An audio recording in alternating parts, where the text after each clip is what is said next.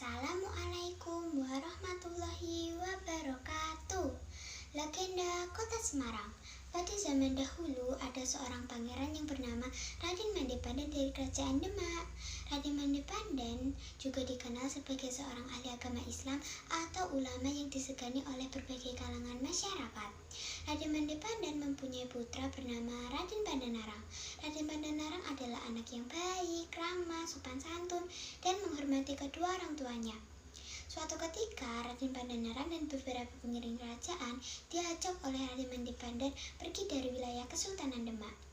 "Putraku, maukah kamu ikut berkelana denganku? Besok kita akan meninggalkan wilayah Kesultanan Demak ini bersama-sama dengan beberapa pengiring kerajaan," tanya Raden Mandepandan kepada putranya. "Hendak kemanakah, Ayahanda?" ujar Raden Pandanarang penasaran. "Kita akan menuju ke arah barat. Di sana kita akan menyebarkan agama Islam. Konon aku dengar tanah di daerah sana sangatlah subur. Persiapkanlah dirimu, putraku," ujar Raden Mandepandan seraya menepuk pundak putranya. "Baiklah, Ayahanda." Akhirnya mereka menuju ke arah barat. Hingga pada suatu hari mereka sampai di daerah yang subur. Kemudian mereka membuka hutan dan mendirikan sebuah rumah di daerah itu. "Kita berhenti di daerah sini saja. Segera perintahkan para pengiring kerajaan untuk membabat beberapa pohon di hutan ini. Kemudian dirikan sebuah rumah untuk tempat tinggal kita, putraku," perintah Raden Mandepandan dengan lantang. Akhirnya Raden Mandepandan menyebarkan agama Islam di situ dengan cara mendirikan pondok pesantren. Awalnya hanya pengiring dan pengikutnya saja yang menjadi muridnya. Namun semakin lama semakin banyak orang yang menjadi muridnya dan menetap di daerah itu. Pada suatu hari, ada seorang pengiring kerajaan yang menghadap kepada Raden Mandepandan. "Gusti, di depan banyak penduduk yang datang. Mereka ingin belajar agama Islam di pondok pesantren ini. Bagaimana ini, Gusti?" "Persilahkan mereka masuk ke pondok ini. Aku akan menerima mereka menjadi muridku dan kita akan mendalami ajaran agama Islam bersama-sama," ujar Raden Mandepandan. Raden Mandepandan mengharapkan pada suatu saat nanti putranya mampu menggantikannya sebagai guru agama Islam di daerah itu.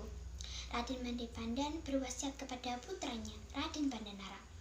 Putraku, jika ayah meninggal, teruskanlah perjuangan kita untuk menyebarkan agama Islam di daerah ini. Bimbinglah umat untuk mengelola lahan pertanian. Tetaplah tinggal di daerah ini dan selalu berpegang teguh kepada ajaran para wali. Insya Allah hidupmu kelak, selamat dunia dan akhirat." "Baiklah, Ayahanda," jawab Raden Pandanarang penuh hormat. Raden Pandanarang selalu mengingat pesan orang tuanya.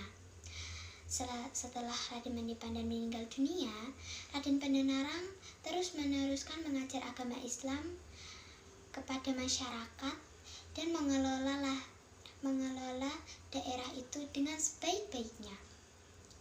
Semakin hari daerah itu semakin subur. Hampir semua tanaman dapat tumbuh di daerah itu. Suatu ketika, banyak orang-orang yang berdatangan dan menetap di daerah itu. Murid dan pengikut Raden Pandanarang pun semakin banyak. Suatu ketika, Raden Pandanarang melihat hal yang janggal. Di daerah yang subur, di antara pohon-pohon yang menghijau, ada beberapa pohon asam yang tumbuhnya saling berjauhan. "Mengapa pohon asam itu tumbuhnya saling berjauhan? Padahal tanah di sini subur, bukan?"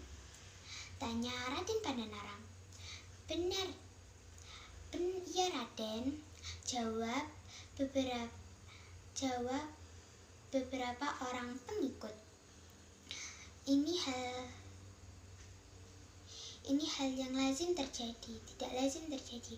Kalau begitu daerah ini akan kunamakan Semarang. Berasal dari kata asam yang jarang-jarang. Sebagai pembuka dan pendiri daerah Semarang yang pertama kali, Raden Pandanarang pun langsung diangkat menjadi pemimpin dan bergelar Ki Ageng Pandanarang. Demikianlah asal mula Kota Semarang yang sekarang adalah ibu kota Provinsi Jawa Tengah. Terima kasih.